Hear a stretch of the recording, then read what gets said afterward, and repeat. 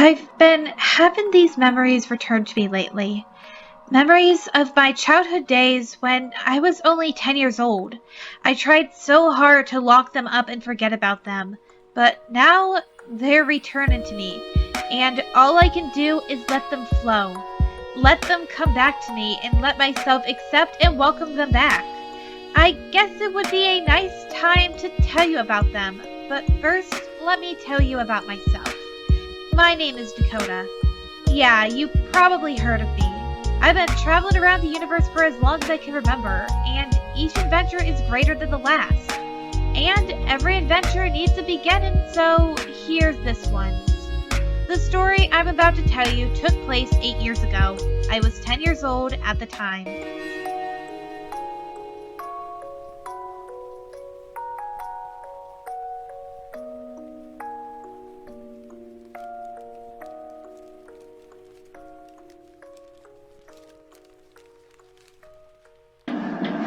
Chapter 1. Whitechapel Memories.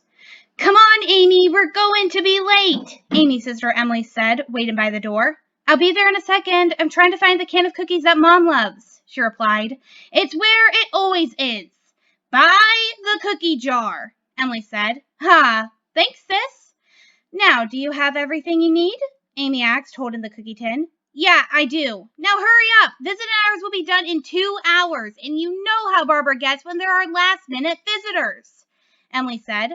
"I know. She reminds everyone on the brochures," Amy said, walking out the door with her sister. Into the streets of Imaginary Land during a summer afternoon, 6 months after saving an entire universe from being wiped from existence from the void. The two heartless angels haven't seen their parents in months, and since nothing was going on at the time, they decided it would be a great time to visit them at the Golden Wing retirement home. Going through the golden gates that led to heaven, the two sisters lost their heartless forms, and in its place was 2 teenage girls. Amy had frizzy, long red hair tied into pigtails. She was wearing her turquoise shirt, a blue skirt, and glasses. Emily, on the other hand, had long brown hair. 2 strands were tied into small pigtails while the rest was down. She was wearing a pink striped shirt, jeans with a jacket tied around her waist, and black knee-high boots. "I'm surprised you chose to wear that. You hate wearing jeans," Amy said.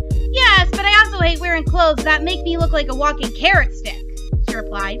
"Fair enough," Amy said as they arrived at their destination. It was a huge building with a golden wing statue in the courtyard, and in front of the walkway was a sign that read Golden Wing Retirement. "Do you think Mom and Dad will be surprised to see us?" Emily asked. "I don't think so. I sent them a voicemail. I never got a reply, though," Amy said as they walked inside. The girls walked up to an old lady sitting at a desk reading a magazine. "Can I help you, ladies?" she asked when she saw them out of the corner of her eye. "Yes, we're here to see our parents," Amy said. "Name?" she said. "Barbara. It's us," Emily said. She and Barbara go way back. "I can't help you without a name," she said. "Emily and Amy. We're here to see Henry and Lily," Amy said. "Oh, right. Here you are. You're just in time. We're closing visiting hours early. All tenants are to leave at 2 o'clock, Barbara said. "But why?" Emily asked. "It's nothing serious. The building's just getting fumigated. We're having a slight outbreak." "Of what?" Amy asked. "Wing lice," Barbara replied. "Ugh," they groaned. "Yeah, tell your mom to clean extra well with that fancy wing shampoo. She's getting feathers everywhere," Barbara said. "Will do. And which room are they in?" Amy asked. "Room number 203, Barbara said. "That's not the room they were in last time. Did they move again?" Emily asked. "No, we had to move everyone around during the outbreak. Now get out of here. I'm extremely busy." "This magazine isn't going to read itself," Barbara said. "Thanks, Barbara," Amy said as the two climbed the stairs.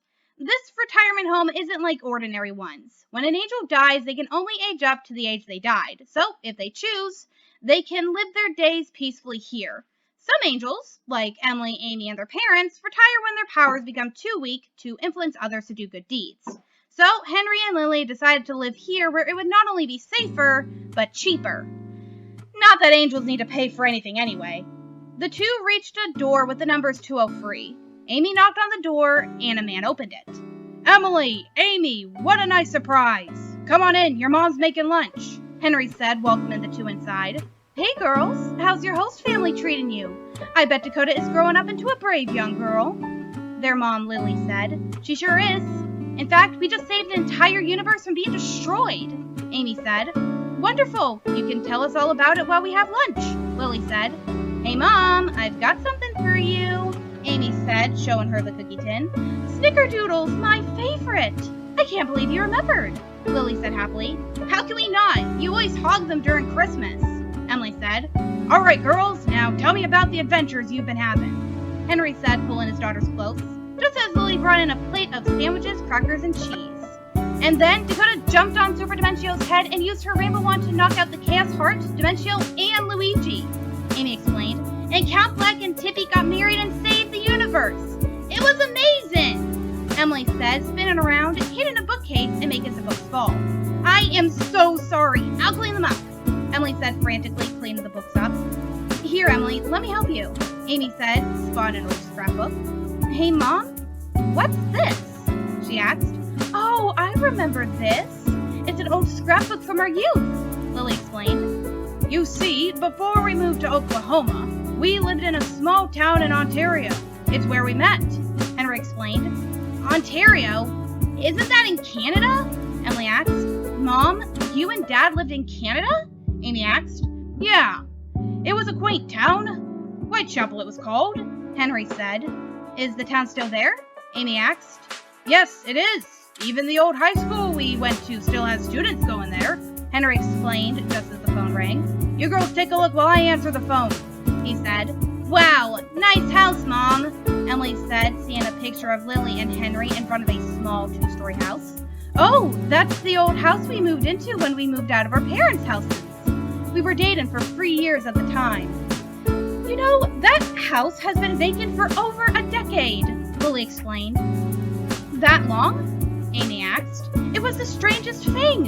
When we first moved there, the house still had furniture from the last tenants in it. Whoever lived there left in a hurry, Lily explained. And speaking of leaving, that was Barbara telling us that the exterminators are here. We need to leave for an hour while they fumigate, Henry said. Well, it looks like our time together has come to an end. We'll walk you out, Lily said. Yeah, it was great seeing you again. Next time we'll bring Cindy and Chloe and have a family reunion, Emily said. That sounds like a great idea. Come on, girls, let's go before Barbara has to come up here and kick us out, Henry joked. The foursome went outside, hugged, said their goodbyes, and went their separate ways. Are you thinking what I'm thinking? Emily asked. That we need to spend time with our parents more? Amy replied. No, that we need to stop at the store to grab some wing light shampoo. Getting those pests out of angel wings is a pain. Emily said, making Amy laugh.